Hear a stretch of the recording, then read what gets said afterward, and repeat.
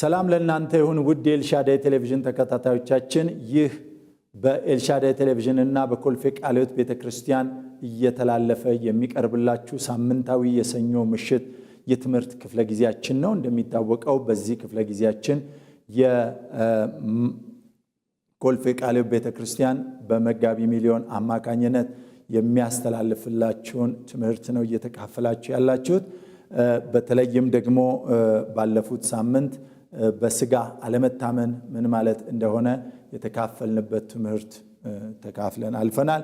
አሁን ደግሞ በተለይም በፊልጵስዩስ ምዕራፍ 3 ላይ ከቁጥር 12 እስከ ምዕራፍ 4 ቁጥር 1 ድረስ የሚያያዘውን ሐሳብ ወደ ግብ ለመድረስ መፍጠን በሚል ርዕስ የምንነጋገር ይሆናል።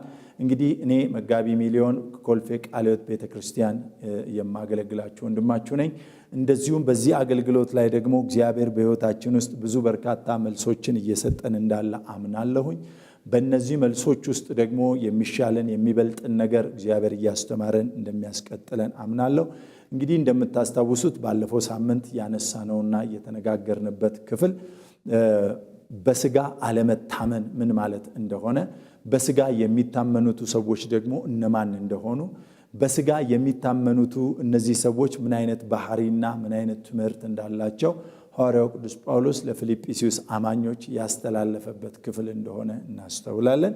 እንግዲህ ከዚህ ለመጠንቀቅና ለመጠበቅ ደግሞ ምን ማድረግ እንዳለባቸው በተለይ በዋናነት ሐሰተኞች እነዚህ ውሾች የሚላቸውን እንደዚሁም የሐሰት ትምህርታቸውን መገረዝንም እንዲሁ ከግምት ውስጥ በማስገባት ሐሰተኞችንና ትምህርቶቻቸውን መለየት የመጀመሪያው ኃላፊነት እንደሆነ፣ በስጋ ላለመመካትና ላለመታመን መጠንቀቅ ያለባቸው ከዚህም አንጻር እንደሆነ ሐዋርያው ቅዱስ ጳውሎስ አጥብቆ እነዚህን ሰዎች የሚጠቁምበት ክፍል እንደሆነ አይተን አልፈናል።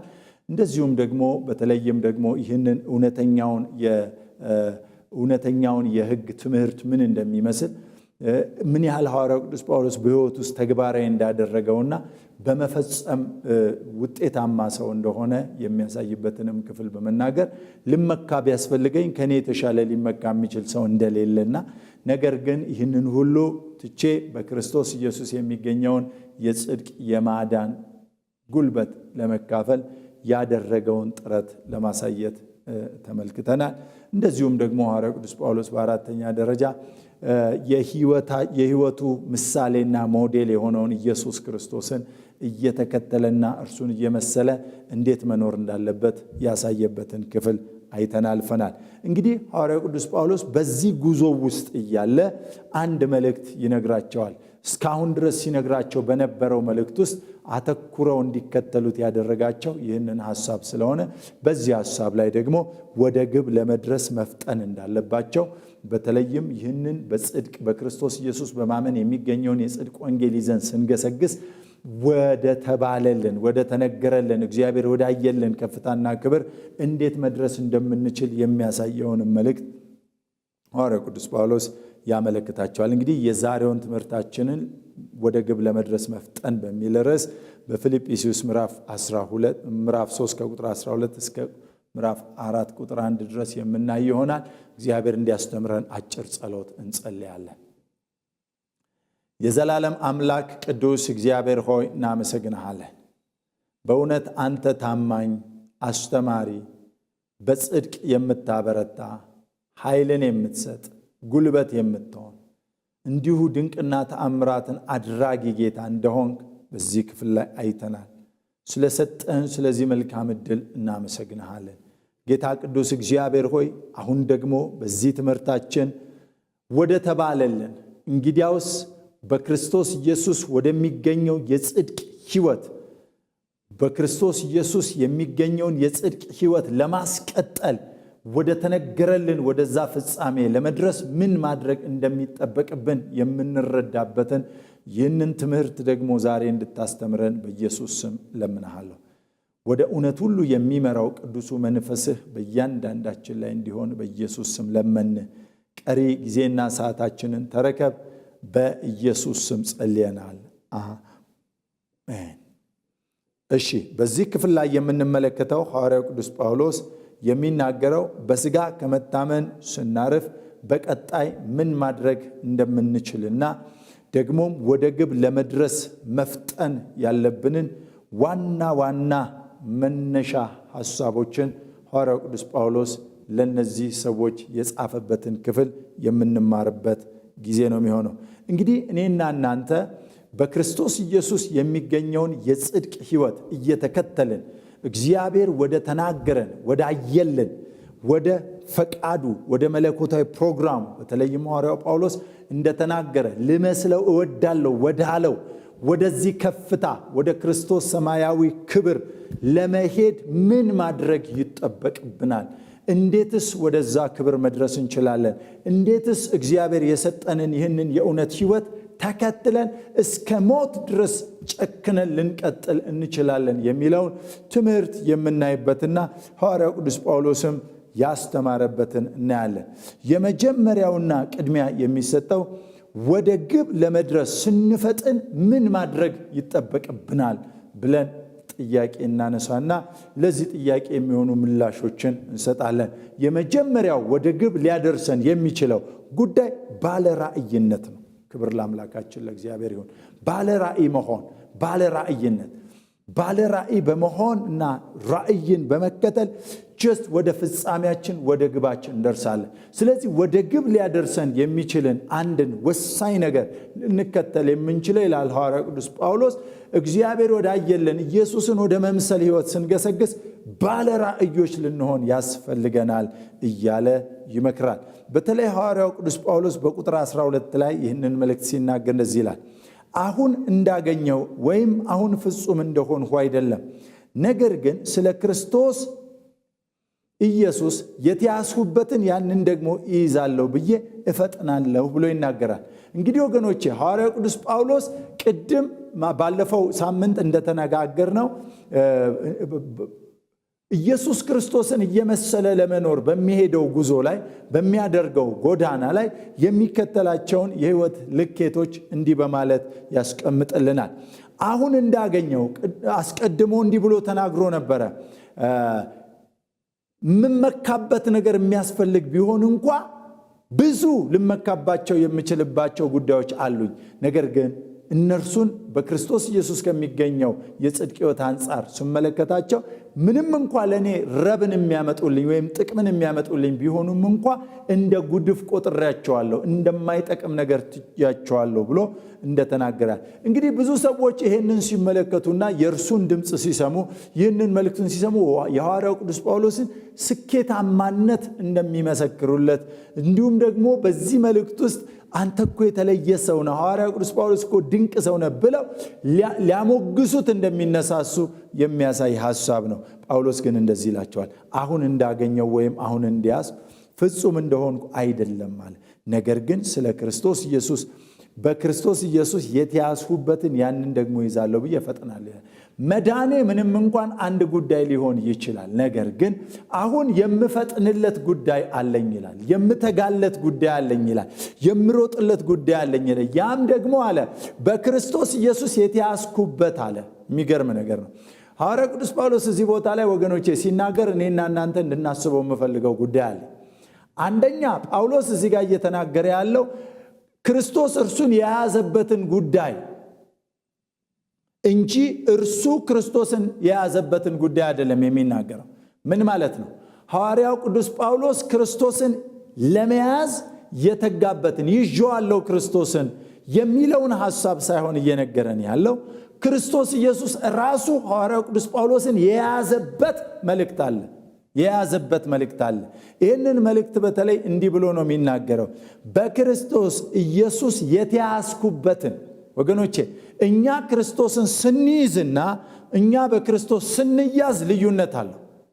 እኛ ስንይዝ ማለት እርሱን ለማመን በጽድቅ የሚገኘውን ሕይወት የተካፈልንበትን የሚያሳይ ነው። የተያዝንበት ደግሞ እርሱ እኛን ካገኘ በኋላ ለመዳናችን ከመዳን በኋላ የተካፈልነውን የአገልግሎት ሕይወት የሚያሳይ ነው። በተለይም ደግሞ ይህንን ሐሳብ በቀላሉ ለመረዳት የሚረዳን የኤፌሶን ምዕራፍ 2ን መልእክት ስናይ በተለይ ዝርዝር ነገሮችን ይነግረናል። ቁጥር 8-9 ላይ ሄደን ስናይ ማንም እንዳይመካ ከሥራው አይደለም ይልና በክርስቶስ ኢየሱስ የዘላለምን ሕይወት እንዴት እንዳገኘን እንዲህ በማለት ያስቀምጥልናል። ይህንን ክፍል ባነበው በጣም ጥሩ ይሆንልናል። በተለይ መጽሐፍ ቅዱሳችን ይህንን ነገር እንዲህ በማለት ያመለክተናል። በኤፌሶን ምዕራፍ 2 ላይ እንዲህ እናያለን። በሚመጡትም ዘመናት ይላል፣ ከቁጥር 6 ጀምሬ ነው ማነበው። በሚመጡትም ዘመናት በክርስቶስ ኢየሱስ ለኛ ያለውን ቸርነት ሁሉ የሚበልጠውን ጸጋውን ባለጠግነት ያሳይ ዘንድ ከእርሱ ጋር አስነሳን፣ በክርስቶስም ኢየሱስ በሰማያዊ ስፍራ ከእርሱ ጋር አስቀመጠናልና። ቁጥር 8 ጸጋው በእምነት አድኗችኋልና ይህም የእግዚአብሔር ስጦታ ነው እንጂ ከእናንተ አይደለም፣ ማንም እንዳይመካ ከሥራው አይደለም ብሎ ይናገራል። እንግዲህ በምን መንገድ ነው የዳናችሁት ብሎ ሲባል እኛ ምንም የከፈልነው ነገር የለም። ምንም የከፈልነው ወይም ምንም የምናደርገው ነገር የለም በዚህ ክፍል መልእክት ውስጥ። ታዲያ እንዴት ነው? ጸጋው አለ በእምነት አድኗችኋል። በምን እምነት? በክርስቶስ ኢየሱስ ባደረገው ሥራ። በክርስቶስ ኢየሱስ የመስቀል ሥራ፣ የደህንነት ሥራ የዘላለምን ሕይወት እንዳገኘን ካረጋገጠልን በኋላ የሚናገረውን ተመልከቱት። ቁጥር 10 ላይ እኛ ፍጥረቱ ነንና እንመላለስበትም ዘንድ እግዚአብሔር አስቀድሞ ያዘጋጀውን መልካሙን ሥራ ለማድረግ በክርስቶስ ኢየሱስ ተፈጠርን ይላል። እንግዲህ እዚህ ቦታ ላይ ቁጥር 8 ላይ የምናገኘው ጸጋው በእምነት አድኗችኋል የሚለው እኛ እርሱን የያዝንበትን መልእክት የሚያሳይ ነው። ምክንያቱም በእምነት ይዘነዋል። ክርስቶስ ኢየሱስን በማመናችን የዘላለምን ሕይወት አግኝተናል። ስለዚህ ይህንን ሕይወት ተከትለን እንቀጥላለን። እሱ አንዱ ነገራችን ነው። ነገር ግን የዳነው ሌላ ደግሞ ኃላፊነትን ጨምሮ ስላለበት ነው ይላል። እኛ አለ ፍጥረቱ ነንና አለና እንመላለስበትም ዘንድ እግዚአብሔር አስቀድሞ ያዘጋጀውን መልካሙን ሥራ ለማድረግ በክርስቶስ ኢየሱስ ተፈጠርናል። ይሄ ማለት ደግሞ እኛ የተያዝንበት ማለት ነው። ሐዋርያው ቅዱስ ጳውሎስ ስለዚህ ነገር ሲናገር እንዲህ ነው የሚለው፣ ኢየሱስ ክርስቶስን ይዤዋለሁ፣ በእምነት ተካፍየዋለሁ።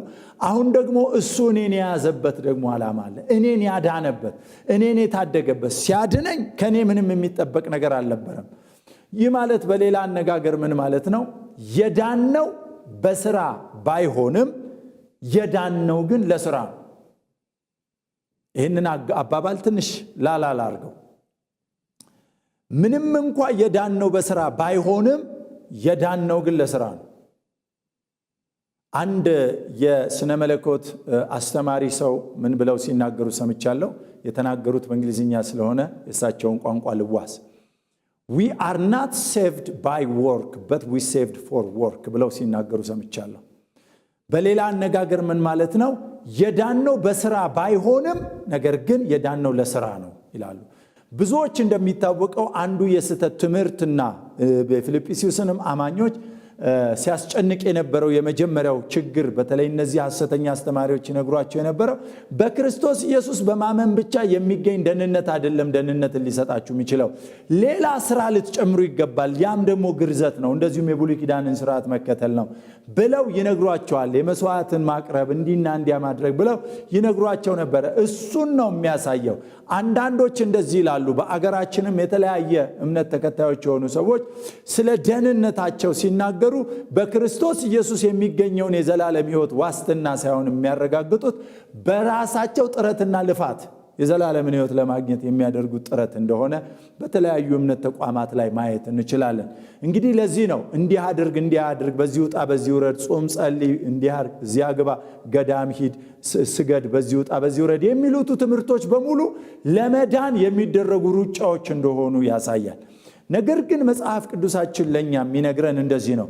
የዳነው በክርስቶስ ነው። በእርሱ በማመን የሚገኝ ደህንነትን ተቀብለናል። አለቀ። ነገር ግን የዳነው እኛ የምንሰራው ሥራ አለን። ይህንን ሐዋርያው ቅዱስ ጳውሎስ እንዲህ በማለት ያስቀምጣል። የተያዝኩበትን የሚለው እሱን ነው። የተያዝኩበትን ብሎ ሲናገር በሐዋርያት ሥራ ምዕራፍ 9 ከቁጥር 15 እስከ 16 ድረስ ያለውን እያስታወሰ የሚናገርበትን ነው።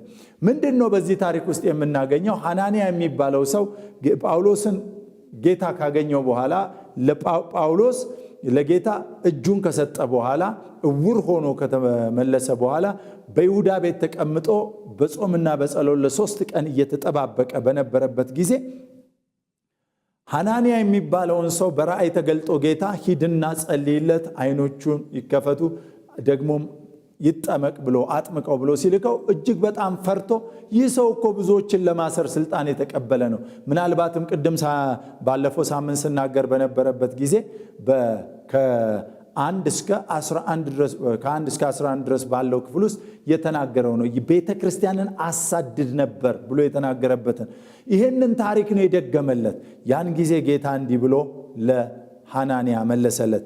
ጌታም ይህ በአሕዛብ በነገስታት በእስራኤል ልጆች ፊት ስሜን ይሸከም ዘንድ ለእኔ የተመረጠ ዕቃ ነውና ስለ ስሜ ስንትን መከራ ሊቀበል እንዲያስፈልገው እኔ አመለክተዋለሁና አለው ይላል። በዚህ ክፍል ውስጥ ስንመለከት ሐዋርያው ቅዱስ ጳውሎስ የተያዝኩበት የሚለው ይሄንን ነው።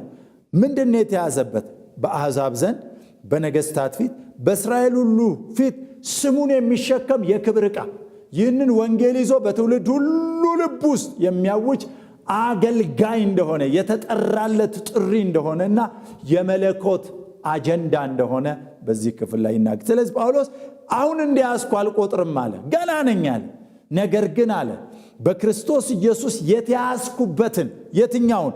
በአሕዛብ በነገስታት በእስራኤል ልጆች ሁሉ ፊት ስሙን ለመሸከም የምጓዘውን ጉዞ ጥሪዬን፣ እኔን እሱ የፈለገበትን አጀንዳ እይዛለሁ ብዬ እፈጥናለሁ አለ። ክብር ለኢየሱስ ይሁን።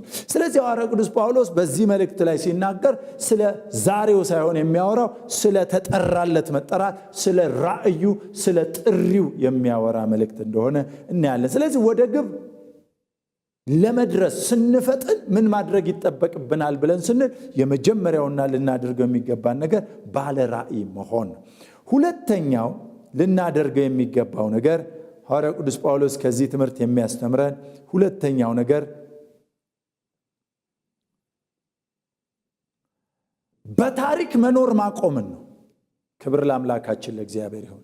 ሐዋርያው ቅዱስ ጳውሎስ በቁጥር 13 ላይ የሚገርም መልእክት ይነግረናል። አንደኛ እንደ ባለ ራእይ እንኑር፣ ስለፊት ለፊታችን እንኑር። ያለፈው ታሪካችንን ረስተን የፊት ለፊታችንን ለመያዝ መዘርጋት አለብን እያለ በታሪክ ከመኖር ማቆም አለብን ብሎ ይናገራል። የሚገርም ታሪክ ማለት የትላንትናን የተከናወነን የተሰራን ነገር የሚያሳይ ነው። አንድ ጸሐፊ እንዲህ ብለው ሲናገሩ ሰምቻለሁ።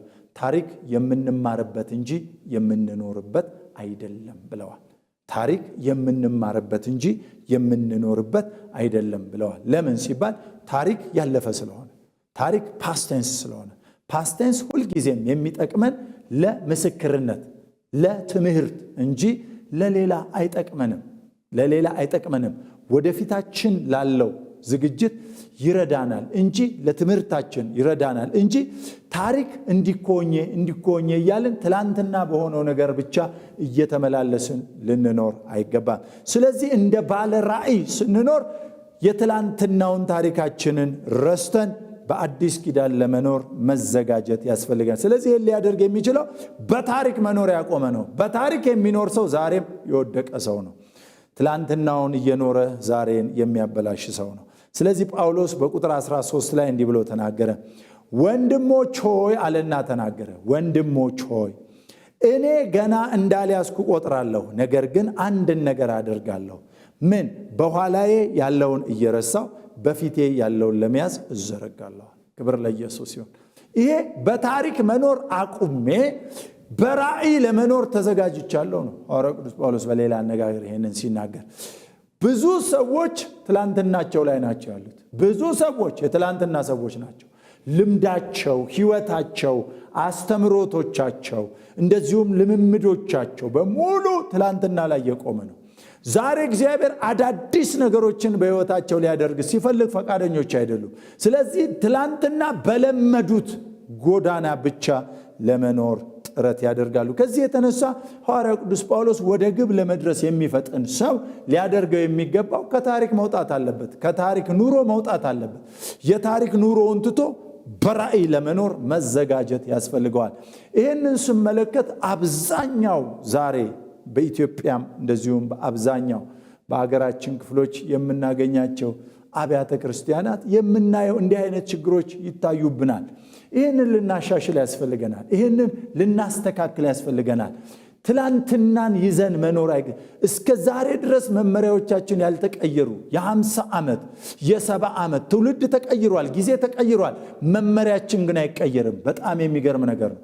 የማይቀየረው መጽሐፍ ቅዱስ እንጂ መመሪያዎቻችን መሻሻል ያስፈልጋቸዋል፣ መስተካከል ያስፈልጋቸዋል። አሰራሮቻችን አልተቀየሩም። ዛሬም እንደዛው ነን። በቆምንበት ቦታ ላይ ነው ያለነው። የመንፈስ ቅዱስን ሥራ ያቆምን በጣም በርካታ አብያተ ክርስቲያናቶች አለን። ስለዚህ እግዚአብሔር ሊረዳን ያስፈልጋል። ይህንን ስናገር ስለ አማኝ ቤተክርስቲያኖች ነው። ስላለፉቱ ስለ ቀደሙቱ አባቶቻችን ቤተክርስቲያን ብቻ አይደለም የምናገረው። ነገር ግን ስለ አማኞች ስለኛ ስለ ራሳችን ለለውጥ ራሳችንን ልናዘጋጅ ያስፈልገናል። ብዙዎቻችን ከመለወጥ ይልቅ ራሳችንን በዛ ነገር ላይ ግትር ሆነን እንድንኖር እየተጋን እንደምንገኝ እናስተውላለን። ስለዚህ ሐዋርያው ቅዱስ ጳውሎስ ምን አለ? በኋላዬ ያለውን እየረሳው በፊቴ ያለውን ለመያዝ እዘረጋለሁ አለ። እዘረጋለሁ። ክብር ለኢየሱስ ይሁን። ስለዚህ ሐዋርያው ቅዱስ ጳውሎስ ማንኛውም ሰው በሕይወቱ ወደ ግብ ለመድረስ ወደ ተነገረለት በክርስቶስ ኢየሱስ ወደ ተያዘበት እግዚአብሔር እርሱን ወደ ጠራበት በእርሱ ሊፈጽመውና ሊያከናውነው ወዳለበት ነገር ለመሄድ ከፈለገ አንደኛ ባለ ራእይ መሆን አለበት። ሁለተኛ የትላንትና ልምምዱንና የትላንትና አስተሳሰቡን መለወጥ አለበት ብሎ ሐዋርያው ቅዱስ ጳውሎስ ይናገራል። ይሄ ማለት እንግዲህ ምናልባትም በሮሜ ምዕራፍ 12 ላይ ካለው ክፍል ጋር ተመሳሳይ እንደሆነ ልናስተውል እንችላለን። በሮሜ ምዕራፍ 12 ላይ ስንመለከት ሐዋርያው ቅዱስ ጳውሎስ እንዲህ ብሎ እንደሚናገር እናያለን። እሱን ክፍል ብናየው ጥሩ ይሆናል። በተለይ ሮሜ ምዕራፍ 12 እንዲህ ይላል። ስለ ለውጥ ነው የሚናገረው። እንግዲህ ወንድሞች ሆይ ሰውነታችሁን እግዚአብሔርን ደስ የሚያሰኝና ሕያው ቅዱስን መስዋዕት አድርጋችሁ ታቀርቡ ዘንድ በእግዚአብሔር ርኅራኄ እለምናችኋለሁ። ይህ እርሱም ለአእምሮ የሚመች አገልግሎታችሁ ነው ካለ በኋላ ቁጥር 2 የእግዚአብሔር ፈቃድ እርሱም በጎና ደስ የሚያሰኘውን ፍጹም የሆነውንም ነገር ምን እንደሆነ ፈትናችሁ ታውቁ ዘንድ በልባችሁ መታደስ ተለወጡ እንጂ ይህንን ዓለም አትምሰሉ ብሎ ይናገራል። እንግዲህ ምንድነው በዚህ ክፍል ላይ የምናየው? የእግዚአብሔርን ፈቃድ ለናንተ ያየላችሁን ለናንተ የተያዛችሁበትን ወደ ፍጻሜ ለማምጣት የምታስቡ ከሆነ ለውጥ ያስፈልጋችኋል። ለምን ሲባል የእግዚአብሔርን ፈቃድ ዕለት ዕለት እያወቃችሁ ከጊዜው ጋር ዕለት ዕለት እያወቃችሁ መሄድ እንድትችሉ ለለውጥ የተዘጋጃችሁ መሆን ይኖርባችኋል የሚል መልእክት ያለው ሐሳብ እንደሆነ በዚህ ክፍል ላይ መረዳት እንችላለን። ሐዋርያው ቅዱስ ጳውሎስ አጥብቆ የሚነግረው እንደነዚህ አይነት ትምህርቶችን ነው። ስለዚህ ወደ ግብ ለመፍጠን የተዘጋጀ ማንኛውም ሰው ሊያደርገው ከሚገባው ነገር በታሪክ ከመኖር ቆሞ በነገ ላይ ለመኖር መዘጋጀት አለበት የሚል መልእክትን ያስተላልፋል። ሌላኛውና ሶስተኛው ሽልማትን ትኩር ብሎ መመልከት፣ ብድራትን ትኩር ብሎ መመልከት በተለይ ወደ ግብ ለመድረስ ለሚፈጥን ሰው እጅግ በጣም ወሳኝና አስፈላጊ ነው ይላል። ብድራትን ማየት፣ የትጋትን ዋጋ እግዚአብሔር የሚከፍል እንደሆነ ማስተዋል። እነዚህን ነገሮች ሐዋርያው ቅዱስ ጳውሎስ ብድራታችሁን ተመልከቱ፣ ጥሪያችሁ እነሆ ትጋት ይፈልጋል። በለውጥ ሂደት ውስጥ የሚያልፍ ነው። ብዙ መስዋዕትነት የሚያስከፍላችሁ። ነገር ግን እግዚአብሔር እንዲሁ በከንቱ የሚተዋችሁ አይደለም። ብድራትን ይከፍላችኋል፣ ብድራትን ይመልስላችኋል። ስለተጋችሁ፣ ስለ አገልግሎታችሁ ብድራትን ይመልስላችኋል የሚል መልእክትን የያዘ ሐሳብ እንዲህ በሚል በቁጥር 14 ላይ ያመለክተናል። ሐዋርያው ቅዱስ ጳውሎስ በቁጥር 14 ላይ እንዲህ ይለናል። በክርስቶስ ኢየሱስ ከፍ ከፍ ያለውን የእግዚአብሔርን መጥራት ዋጋ እንዳገኝ ምልክትን እፈጥናለሁ አለ። በክርስቶስ ኢየሱስ ከፍ ከፍ ያለውን የእግዚአብሔርን መጥራት አለ። ምን ማለቱ ነው? ሐዋርያው ቅዱስ ጳውሎስ እግዚአብሔር ያከበረውን እኔን ሲጠራ ክርስቶስ ኢየሱስ እኔን የያዘበት ክርስቶስ ኢየሱስ በዚች ምድር ላይ የጀመረውን ሥራ በእኔ ሕይወት ላይ የሚቀጥላቸውን አገልግሎቶች ማለቱ ነው ጳውሎስ እየተናገረ ያለው። በአሕዛብ በአይሁድ በነገስታት ሁሉ ፊት ስሙን የምሸከም የክብር ዕቃ ሆኜ የምቆምለት ጉዳይ እያለ ነው ሐዋርያው ቅዱስ ጳውሎስ በዚህ ክፍል ላይ የሚናገረው። ይህ የኔ የተጠራሁለት ጥሪና የሕይወቴ ማዕከል ነው ካለ በኋላ ይህንን የእግዚአብሔርን የመጥራት ዋጋ ብድራቱን እንዳገኝ አለ እፈጥናል።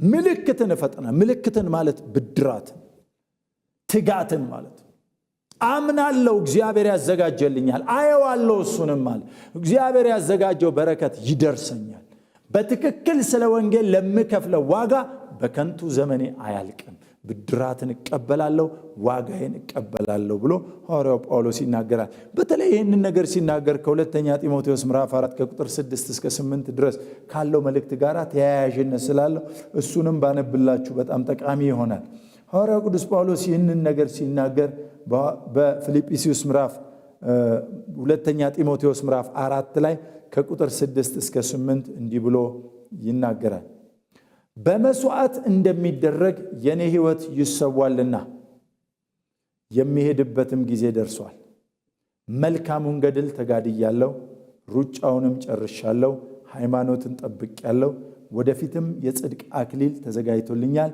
ይህንንም ጻድቅ ፈራጅ የሆነው ጌታ ያን ቀን ለኔ ያስረክባል ደግሞ መገለጡን ለሚወዱት ሁሉ እንጂ ለኔ ብቻ አይደለም ብሎ በዚህ ክፍል ላይ ያመለክታል ጳውሎስ በዚህ መልእክት ውስጥ ሲናገር በጣም የሚያስደንቅ ሐሳብን ነው የሚናገረው በተለይም ደግሞ በክርስቶስ ኢየሱስ የወንጌል የማዳን ሥራ በማደርገው ጉዞ በማደርገው ሂደት በማደርገው አገልግሎት ላይ ብድራቴን ትኩር ብዬ እንድመለከት ያደረገኝ ታማኝነቱ ነው ታማኝ ነው አለ ለምን ሲባል የኔ ሕይወት እንደሚያልፍ አውቃለሁ የኔ ሕይወት እንዳበቃለት አውቃለሁ አለ ነገር ግን አለ ሐዋርያው ቅዱስ ጳውሎስ አንድ ነገር ግን እራድ መልካሙን ገድል ተጋድያለሁ ሩጫውን ጨርሻለሁ ብዙ ሰዎች እንዲህ ነው የሚሉት ሩጫዬን ጨርሻለሁ ወገኖቼ ሩጫውን በመጨረስና ሩጫችንን በመጨረስ መካከል ልዩ ጳውሎስ በዚህ ክፍል ላይ የሚናገረው ስለ ራሱ ሩጫ ሳይሆን የሚናገረው ጌታ በእርሱ ስለሚሮጠው ስለተያዘለት ሩጫ ነው የሚያወራው ስለተያዘ ሩጫዬን አላለም የራሱ የግል ሩጫ የለውም ጳውሎስ በክርስቶስ የተጀመረ የቤተ ክርስቲያን አገልግሎት እግዚአብሔር በሰጠው ጸጋ የተጋበት አገልግሎቱ ነው ይሄም ደግሞ በአሕዛብ በአይሁድ በነገስታት ሁሉ ፊት ስሙን ተሸክሞ የሚቆምበት ሕይወት እንደሆነ እንዲሁ እናስተውላለን ከዚህ የተነሳ ይህንን ሩጫውን ጨርሻለሁ ደግሞም ሃይማኖትን ጠብቄያለሁ which means ሃይማኖት እምነትን የሚል መልእክት እንዳለው በዚህ ክፍል ላይ መረዳት እንችላለን በእምነት ጸንቻለሁ በእምነት በሚደረገው እጠብቃለሁ አሁን ወገኖቼ እግዚአብሔር ይርዳን በእውነት ወደ ግባችን ለመፍጠን ስንዘጋጅ ሳለን እግዚአብሔር አይኖቻችንን ሊከፍት ያስፈልገዋል ብድራታችንን ትኩር ብለን የምናይ መሆናችንን ማስተዋል ያስፈልገናል እግዚአብሔር ሊከፍለን ዋጋው በእጁ እንዳለ ኢየሱስ ሲናገር እንደዚህ አለ ለእያንዳንዱ እንደ ሥራው እከፍለው ዘንድ አለ ራእይ ምዕራፍ 22 ላይ ለእያንዳንዱ እንደ ሥራው እከፍለው ዘንድ ዋጋዬ በእጄ ነው ስለዚህ ለእያንዳንዳችን ብድራታችንን የሚሰጥ የታመነ ጌታ ስላለ ሁሉ ጊዜ ይህንን ትኩር ብለን እየተመለከትን እንድንገሰግስ ያስፈልገናል ክብር ለአምላካችን ለእግዚአብሔር ይሁን እንግዲህ አራተኛውን ስንመለከት አራተኛው ሐዋርያው ቅዱስ ጳውሎስ በዚህ ክፍል ላይ የሚነግረን ይህንን ነው አራተኛው የአስተሳሰብ ለውጥ ማምጣት እንዳለብን ሐዋርያው ቅዱስ ጳውሎስ በዚህ ክፍል ላይ ይመክራል የአስተሳሰብ ለውጥ አምጡ አንደኛ እንደ ባለ ራእይ ገስግሱ እንደ ባለ ራእይ ካልገሰገሳችሁ ያቆማችኋል ለምን የተያዛችሁለት አለ ሁለተኛ በታሪክ ከመኖር አቁሙ በታሪክ ከመኖር አቁሙ በሌላ አማርኛ ምን ማለት ነው አንድ ሰው እንዲህ ሲናገር ሰምቻለሁ ይሄም ሰው እንዲሁ በእንግሊዝኛ ቋንቋ ሲናገር ስለሆነ የሰማሁት የተናገረበትን የእንግሊዝኛ ቋንቋ ልጠቀም forget about your past and think about your future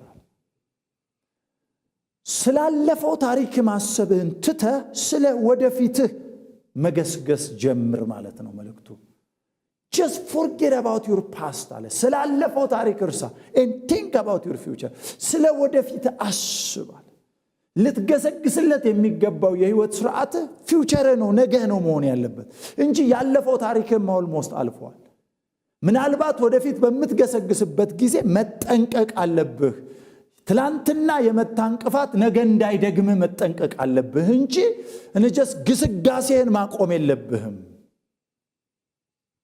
አንዳንድ እንቅፋቶች ሊያጋጥሙ ይችላሉ ትላንትና መተው አልፈዋል። ስለዚህ ሁለተኛ እንዲመጡ መፍቀድ የለብህም ነው ሐዋርያው ቅዱስ ጳውሎስ። ማሰብ አለብህ። አንዳንዶች ይህንን ፕሮፐርሊ ላይ ይረዱት ይችላሉ። አሁንም የትላንትናው ሰው ትመስሏቸዋላችሁ። የትላንትናውን ማንነታችሁን ይዘው መጥተው ትላንትና በወደቃችሁበት ሰፈር እንደገና መልሰው በዛው ጎዳና እንድትሄዱ ይፈልጓቸዋል። አስተዋይ የሆነ ሰው ትላንትናውን ይማርበትና ለነገ በአዲስ ጎዳና መጓዝ ይጀምራል። በተለያየ ጉዳይ ላለመጠላለፍ ጥረት ያደርጋል፣ ይማራል። የተማረ ሰው ነው የሚሆነው። አንድ የሀገራችን አባባል አለ፣ እንቅፋት 2 ጊዜ ከመታ ሁለተኛውን የመታው አንተ ነህ ይባላል። እንቅፋት ምናልባት አንድ ጊዜ ሰው ሊመታው ይችላል። ለምን? ስላላየው።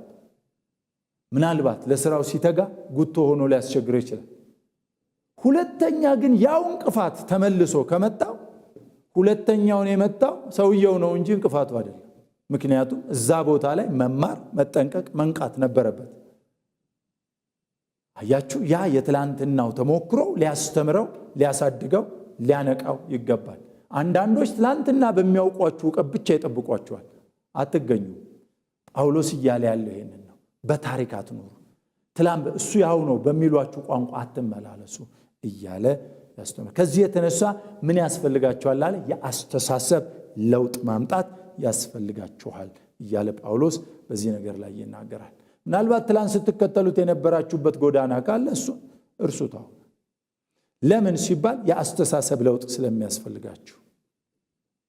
የአስተሳሰብ ለውጥ በማምጣት ሂደት ላይ በተለይ ከቁጥር 15 እና 16 ሲናገር እንግዲህ ፍጹማን የሆንን ሁላችን ይህንን እናስብ፣ በአንዳች ነገር ልዩ ሐሳብ ቢኖራችሁ እግዚአብሔር ደግሞ ይህን ይገልጥላችኋል፣ ሆኖም በደረስንበት በዚያ እንመላለስ እያለ ጳውሎስ ይናገራል። እንግዲህ ይሄ ነገር ሊሆን የሚችለው እንዴት ነው?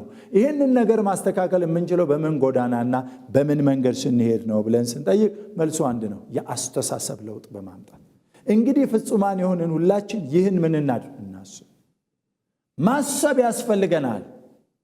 ማሰብ ያስፈልገናል። ነጋችንን ለማስተካከል፣ ትላንትናችንን ለመርሳት፣ ወደፊት ያለውን ለመያዝ፣ ለመዘርጋት ማሰብ ነው የሚያስፈልገው። ቆሞ መተመን ነው የሚያስፈልገው። ዋጋን መተመን ነው የሚያስፈልገው። ብድራትን ትኩር ብሎ መመልከት ነው የሚያስፈልገው እያለ ሐዋርያው ቅዱስ ጳውሎስ ይመክራል። እንግዲህ ይሄንን የማያይ ሰው፣ ነገ ሊያመጣበት የሚችለውን ነገር የማያይ ሰው ይሄ ሰው ወደ ግቡ ሊደርስ አይችልም። ስለዚህ ቀድሞ እንደ ባለ ራእይ ነገሮችን አናሊሲስ ሰርቶ መጓዝ ይጠበቅበታል ማለት ነው። ስለዚህ ጳውሎስ እንደዚህ አለ፣ አንዳች ነገር ልዩ ሐሳብ ቢኖራችሁ እንኳን አለ እግዚአብሔር ይህንን ደግሞ ይገል። ምን ሊል ፈልጎ ነው? ምን አይነት መረዳት ነው? እግዚአብሔር አሁን እንደዚህ ይላል፣ እግዚአብሔር ደግሞ እንደዚህ ያስቀምጣል ብላችሁ እንኳን የምታስቡ ብትሆኑ ግድ የለም፣ ይሄንን እግዚአብሔር ለኔ ገልጦልኝ ነው፣ ስለዚህ ለእናንተም ይገልጥላችኋል። እግዚአብሔር የመገለጥ አምላክ ነውና ይገልጥላችኋል፣ ምስጢራትን ይገልጥላችኋል፣ በዚህ መገለጥ እንድትመላለሱ ያደርጋችኋል። ስለዚህ አለና ያም ቢሆን ግን በደረስንበት በዚያ እንመላለስ። ስለዚህ አንዳችን ሌላችንን በመንቀፍ ጊዜያችንን አናባክን። አንዳንድ ሰዎች ምናልባት ትላንትና ሲኖሩበት በነበረበት ህይወት ለመኖር ፈቃደኞች ስላልሆኑ በአዲስ ህይወት ለመኖር ሲዘረጉ አንዳንዶቻችን ላንስማማ እንችላለን። በትላንትናው ማንነት በመናውቃቸው ዕውቀት ላይ ቆመን ዛሬም ደግሞ ያንኑ ህይወት እንዲደግሙልን ስለምንፈልግ እነዚህ ሰዎች ከዛ ነገር ለማምለጥ በሚያደርጉት ጉዞ ላይ ከምንፈልገው ሐሳብ ጋር ላይስማሙልን ይችላሉ።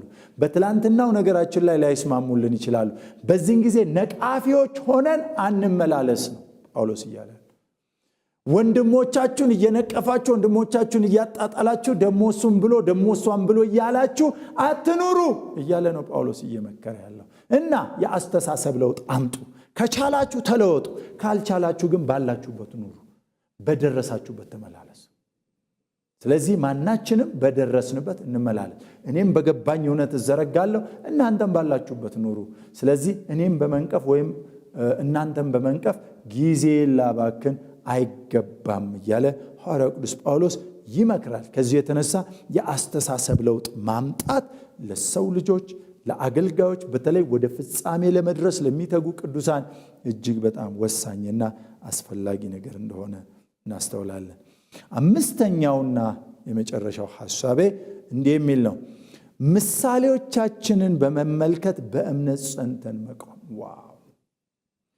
ምሳሌዎቻችንን በመመልከት በእምነት ጸንተን እንቆም የሚለው አያችሁ።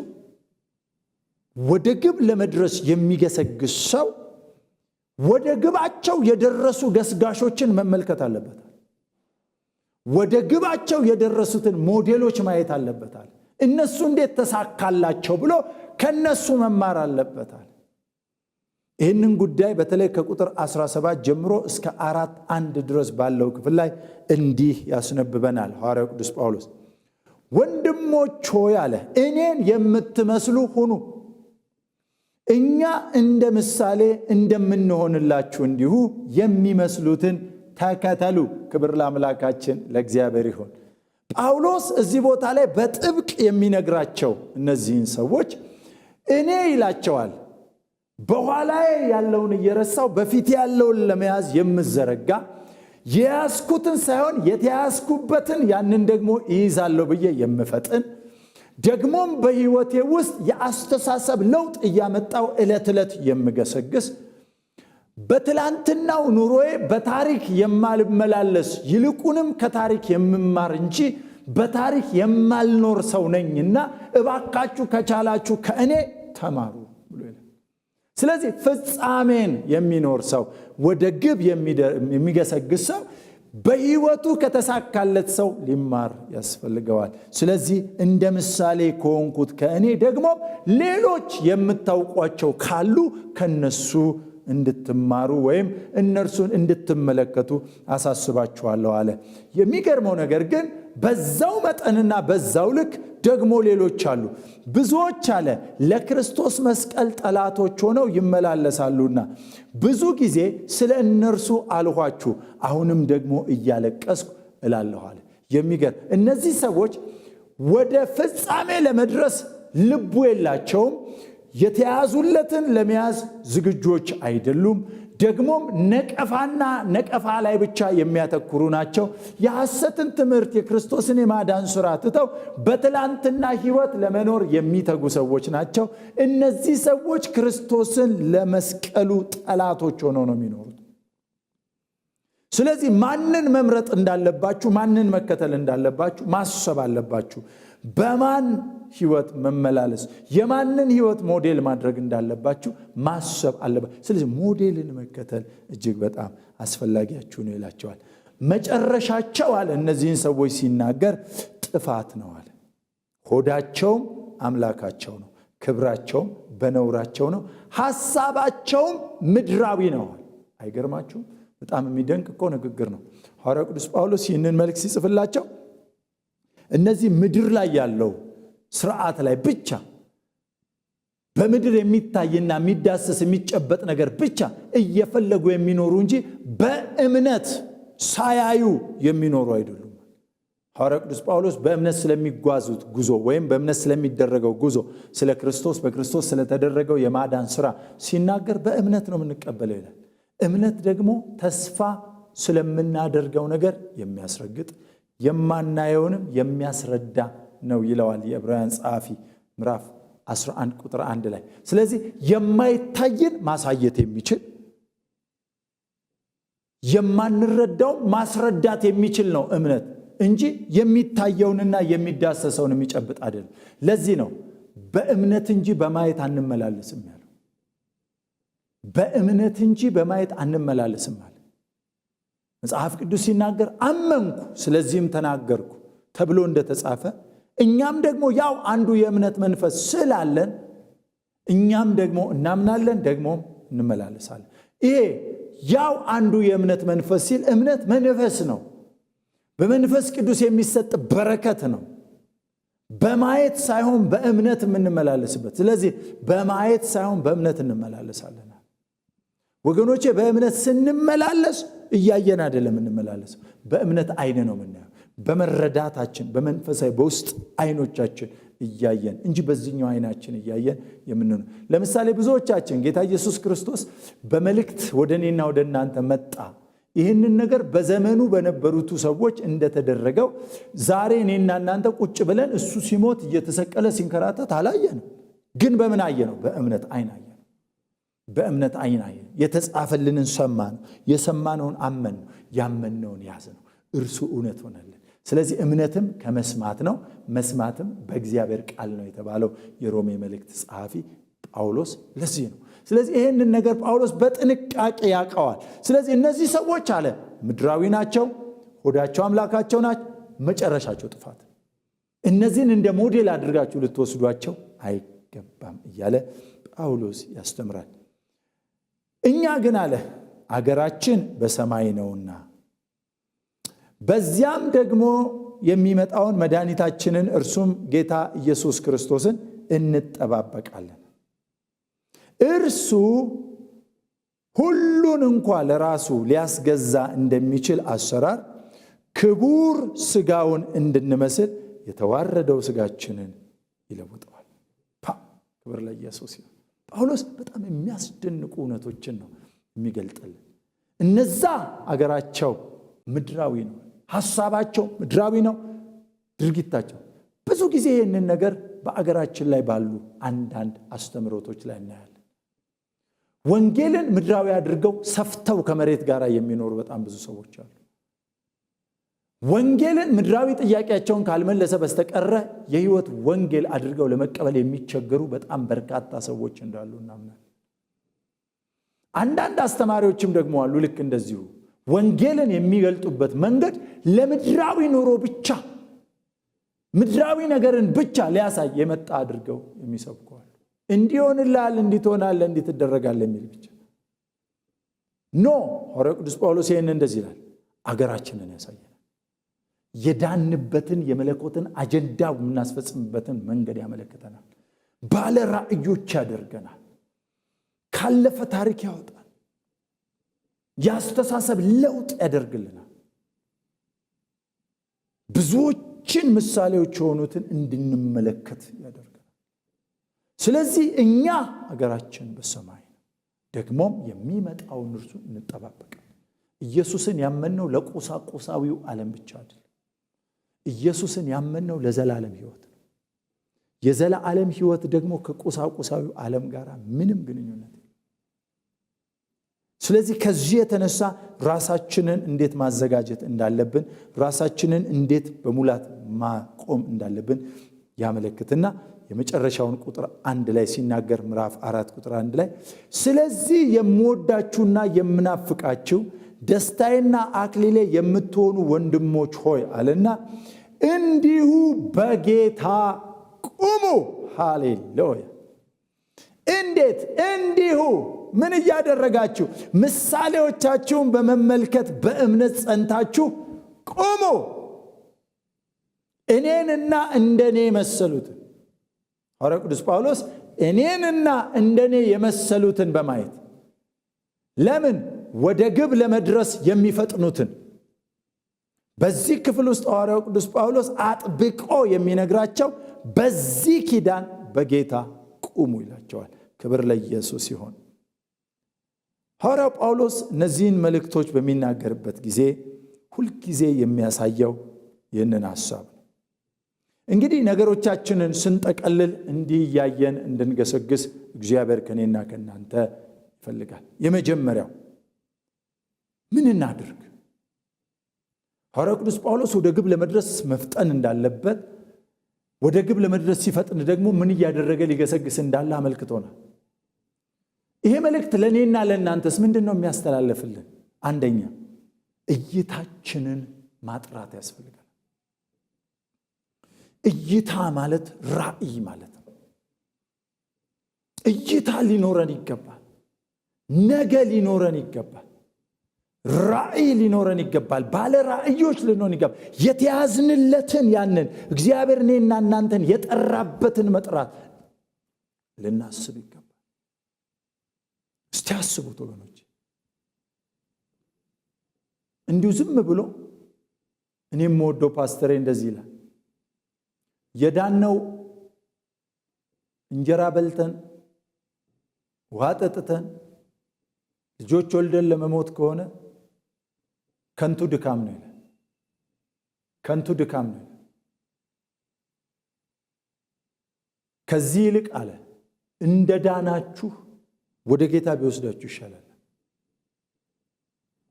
ከዛ ይልቅ አለ ከዳናችሁ እግዚአብሔር በእናንተ የሚሰራው ስራ እንዳለ እንድታዩ ያስፈልጋችኋል። አይኖቻችሁ ሊከፈቱ ይገባቸዋል። ስለዚህ እይታ ይኖረን። በክርስቶስ ኢየሱስ ማመናችን ብቻ ሳይሆን ለመዳን የዳንበት ምክንያትም እንዳለን በሕይወታችን ውስጥ ልናስብ ይገባል። ፍጥረቱ ነኝ አከናውነው ዘንድ ያዘጋጀልኝ መልካም ስራ አለ ብለን ልናስብ ያስፈልገናል። ስለዚህ እይታችንን ማጥራት ያስፈልገናል። ሁለተኛው በታሪክ ከመኖር ናቁም። ስለዚህ በታሪክ እንማር። ከታሪክ እንማር እንጂ በታሪክ አንኖር። ከታሪክ እንማር። ምንድነው በሕይወት ትላንት ያጋጠመ? ምንድነው በሕይወትሽ ትላንት ያጋጠመሽ? ወንድምንትና ጋራ ከእህትንትና ጋራ ባላችሁ ግንኙነት፣ በስራ ቦታ፣ በልጆቻችሁ፣ በቤተሰባችሁ ጉዳይ፣ በአገልግሎት ምን ገጥሟችሁ ነበር? ነገ ልትጓዙለት ላለው አገልግሎታችሁ፣ ነገ ልትመሩት ላለው ትዳራችሁ፣ ነገ ልትሄዱበት ላሉት የልጆቻችሁ ጎዳና፣ ነገ ልትማሩበት ያለውን ጎዳና እንዴት ነው ያያችሁት? ሁለተኛ እንቅፋት ሆኖ እንዲመታችሁ ትፈቅዱለታላችሁ ወይስ ተምራችሁ ትዘሉታላችሁ? እግዚአብሔር ከኔና ከናንተ ይሄንን ይፈልጋል። ሶስተኛው ለአክሊል እንትጋ። ወገኖቼ ዝም ብለን በከንቱ አንድከም። ዝም ብለን በከንቱ አንድከም። ለአክሊል እንትጋ። አክሊላችንን እንደምንቀበል፣ ብድራታችንን እንደምንቀበል ትኩር ብለን እንይ። ማንንም አንይ፣ ሰው አንይ፣ አመስጋኝ አንይ፣ ጎሽ የሚለን አንፈልግ። ጎሽ የሚል ጌታ ስላለ እርሱ ጎሽ እንዲለን ራሳችንን እናዘጋጅ። ሌላኛው የለውጥ ሰዎች ነው። ሁልጊዜ ለአዲስ ነገር ዝግጆች ነው። በሕይወታችን ውስጥ ለውጥ መርሆአችን ይሁን። የማይለወጥ ለዋጭ ለውጥ ብቻ ነው ብለው ሲናገሩ አንድ መምህርን ሰምቻለሁ። የማይለወጥ ለዋጭ ለውጥ ብቻ ነው ብለዋል። ስለዚህ ለውጥ ብቻ ነው እንጂ የማይለወጠው፣ እኛማ ሁልጊዜም ነገሮቻችንን እየለወጥን ልንሄድ ያስፈልገናል። አገር ትለወጣለች። ለውጥ የማይፈልጉ ሰዎች ሁልጊዜ ስለ ትላንትና እያወሩ ዘመናቸውን ይጨርሳሉ። መቼም እነዚህ ሰዎች ፈቀቅ አይሉም፣ ፈቀቅም አያደርጉንም። ምክንያቱም የትላንትናው ወይን ጠጅ ይጣፍጣል ይላሉ። አሮጌው የወይን ጠጅ ይጣፍጣል ይላሉ። አዲሱን የወይን ጠጅ ለመቅመስ ፈቃደኞች አይደሉም። ወደ አዲስ ክብር ለመግባት ፈቃደኞች። እኛ ግን እንደዚህ አንሆን። ጳውሎስ የሚመክረን ይሄንን ነው። በመጨረሻ እስከ መጨረሻው ድረስ ጌታ ኢየሱስ ክርስቶስን በማመን የሚገኘውን ጽድቅ እንደተካፈልን በዚሁ ጽድቅ በእምነት ጸንተን እንኖር። ወደ ፍጻሜያችንና ወደ ግባችን ለመድረስ የተያዝንለትን ወደ ፍጻሜ ለማምጣት ስንገሰግስ በእምነት እስከ ፍጻሜው ድረስ ለመሄድ እንዘጋጅ። ጀምረን የምናቋርጥ ሳንሆን ፈጽመን የምናከብረው ነው።